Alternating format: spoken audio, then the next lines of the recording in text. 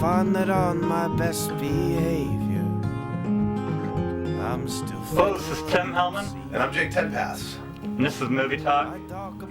Today we're going to review the movie Noah.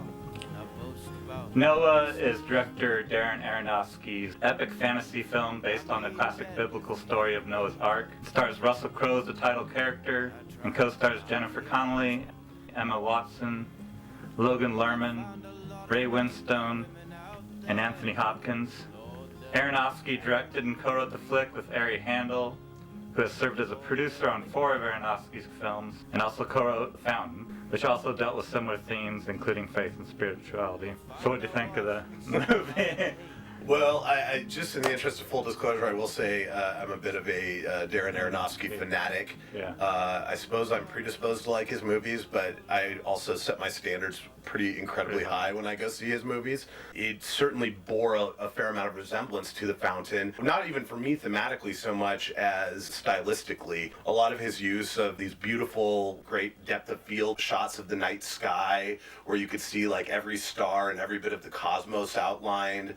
Really interesting use of silhouette against those night skies. Some of the super hyper fast cut shots where, for instance, the tree grows and then the water is flowing through the land, and you get these almost hyper montages of imagery as we're watching it spread across the land, like things that he's done in movies before, but taken to a new and really interesting visual level. I like the rock people. Yeah. They looked cool. They looked great. Yeah, they looked like old and claymation. I like that it had that unique take on it, even though, there's a lot of criticism that it took too much creative liberty.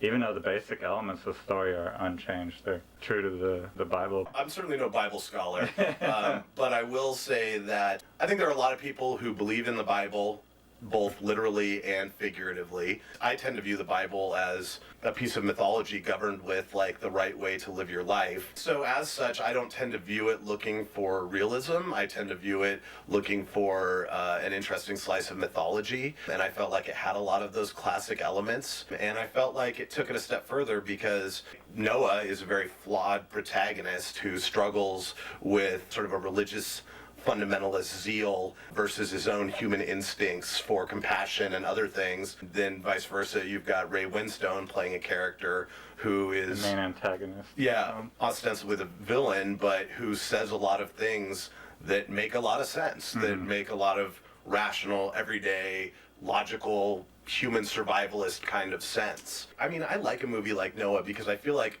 unlike a lot of movies that are based on the Bible or that are trying to appeal to a Christian audience, they tend to deal in simple truths, and I felt like Noah was a real attempt to engage with the story. I felt like it was an attempt to wrangle with issues of human morality and say that they are hard.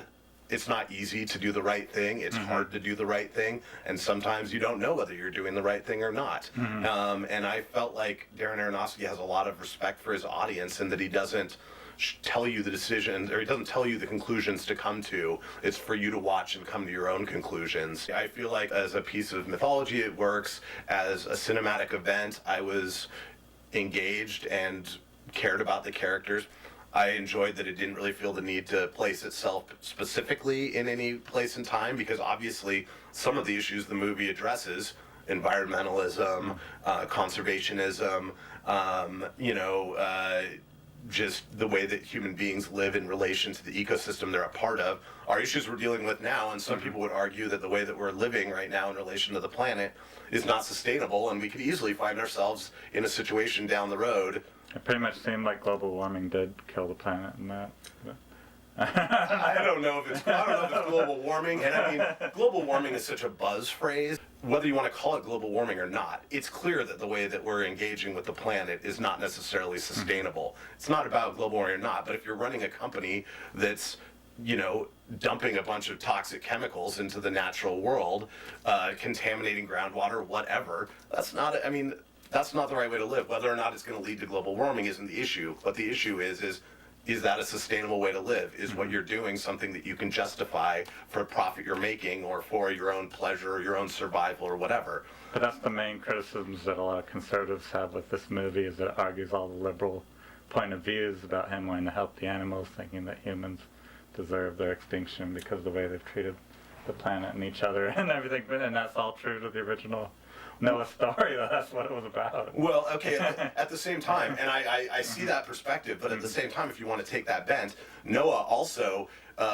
in a way, might be symbolic of, like, abortion. I mean, he's a bit of like, there's an issue of infanticide at one point in the movie, and in that way, Noah does not seem sympathetic. Noah seems, so, I mean, I think you could watch it as a liberal and be offended if you wanted to by a pro-life agenda. I'm not saying there is a pro-life agenda in the movie. I'm just saying people look for things that match their own political ideology rather than looking at the story that's being told and judging the characters on their own merits as opposed to on what they brought into the theater with them in terms of beliefs. So I think if I had a criticism of the movie, it's that Darren Aronofsky at times, I think, can converge on a little bit self-indulgent. All the big directors do, it seems like. And I definitely feel like he's indulgent of his actors. You know, the other thing about the movie is I didn't love the ending. For me, the ending felt a little bit like rainbows and happy days. You know, it just didn't feel. I don't know. That's one of the points that people argue it is true to the Bible anyway.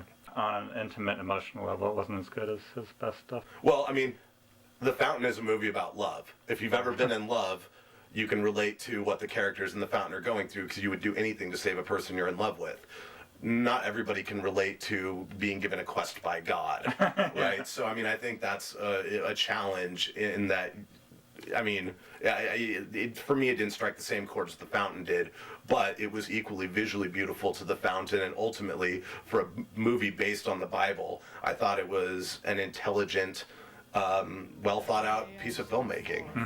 I give it 4.5 stars out of 5. I think I'd probably give it 4 stars out of 5. When you're trying to take on a movie about the state of humanity and the future of the human race and the way that we're living our lives and the codes by which we live our lives and the directives and so forth, that's ambitious territory right there. And I mean, I think he probably did it better than almost anybody else could have.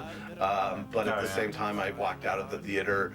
I don't know. I mean, hell, I'm man enough to admit I cried during The Fountain. Like, especially the second time I saw it, I was like, oh my God. I cried in the rest there for sure. Yeah, I mean, this didn't have that level of emotional impact, but I definitely found myself talking to my wife about it for a while afterwards and being really intrigued by it. And to me, that's a sign of a good movie, that it can keep you thinking and keep you analyzing.